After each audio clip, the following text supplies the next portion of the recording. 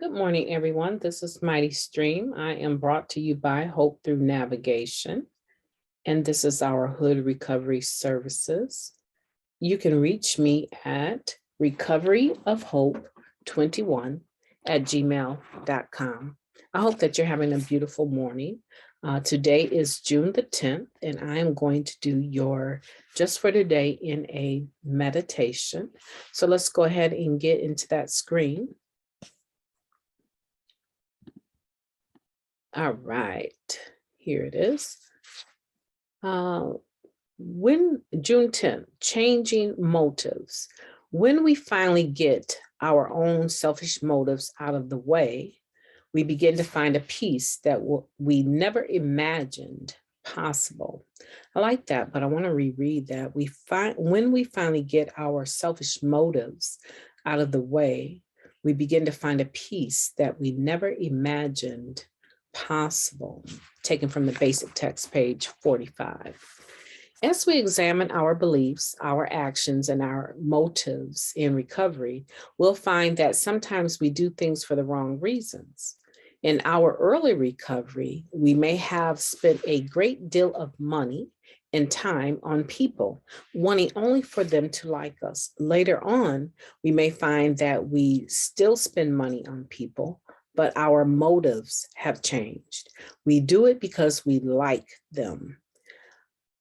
Or perhaps we used to get romantically involved because we felt hollow inside and we're seeking fulfillment through another person. Now, our reasons for romantic involvement are based in a desire to share our already rewarding lives with an equal partner. Maybe we used to work the steps because we were afraid we relapse if we didn't. Today, we work the steps because we want to grow spiritually. We have a new purpose in life today, and our changing motives reflect that. We have so much more to offer than our neediness and insecurities. We have developed a wholesomeness of spirit and a peace of mind that moves our recovery into a new realm. We extend our love and share our recovery with complete generosity. And the difference we make is the legacy we leave to those who have yet to join us. Just for today, in recovery, my motives have changed. I want to do things for the right reason, not just for my personal benefit. Today, I will examine my motives. Wow, that's a powerful reading. That's a powerful reading. And I think so because when a person starts their journey in recovery, when they start that journey, the reasons why they might start are not generally the same reasons that they stay. And so this reading is very true. It talks about how we start out certain relationships in our using mentality, our disease of addiction, our addictive thinking. Sometimes we start out in a relationship for certain reasons, selfish gain, selfish motives. And then we find out down the road that we want to adjust that. We want to be with someone because we love them and because of the synergy that we create together, and not for all of the selfish reasons that we started out. And the same thing happens with recovery. If you think about it as a journey of love with someone, with yourself, right? A journey of self-discovery with yourself. When you started out in recovery, if you're being honest, I think a person would have to admit that the reasons for starting were somewhat clouded.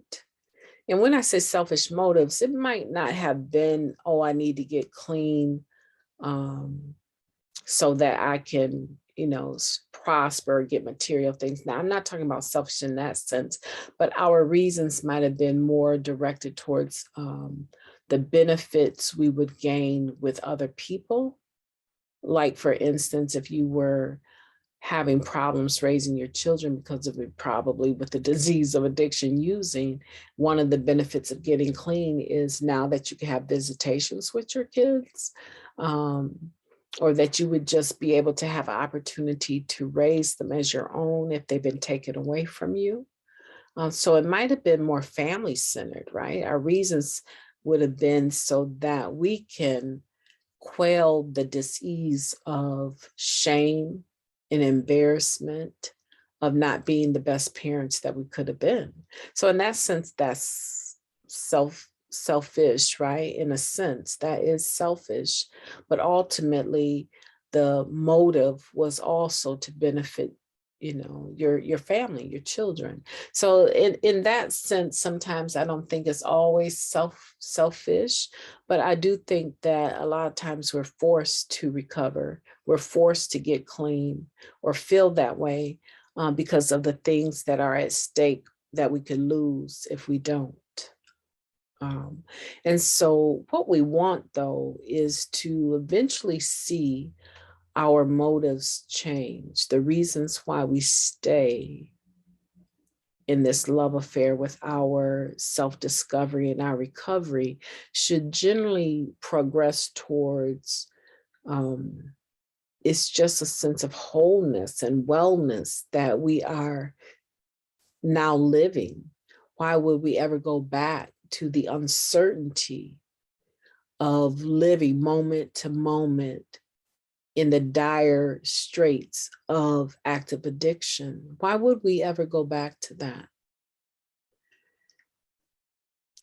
Generally speaking, I believe that when individuals relapse and they go back to that lifestyle, there was already a progress. There was already something that was taking place before they got there. They relapsed mentally, they relapse emotionally, they relapse spiritually, and then they relapse physically,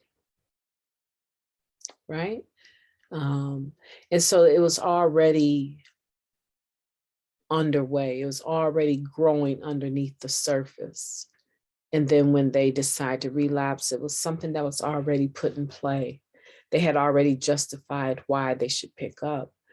And I personally, I just see that as a spiritual issue, and I see it as a mental health issue, right? I see it more from the angle that their coping skills were not activated.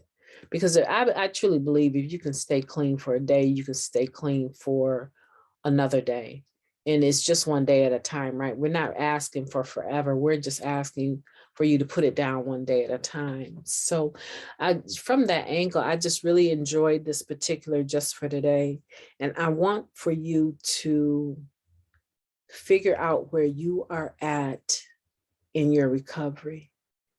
Have you reached the stage where you're staying in this way of life, this lifestyle, because it is what you want? Or are you still doing it because it's what's expected of you?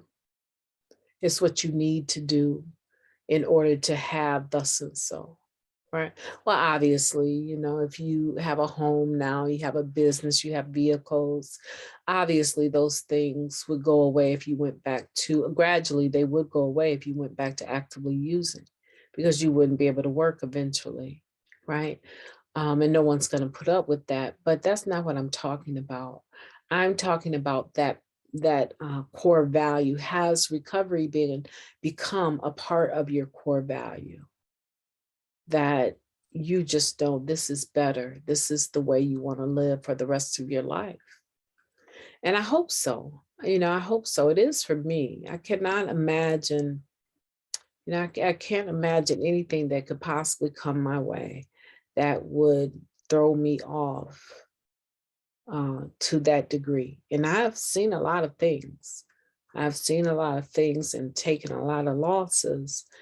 And anytime I've ever had the thought to pick up, it was just a fleeting thought, because my muscle memory now floods that negative thought with all of the positive, beautiful things in my life that I now have.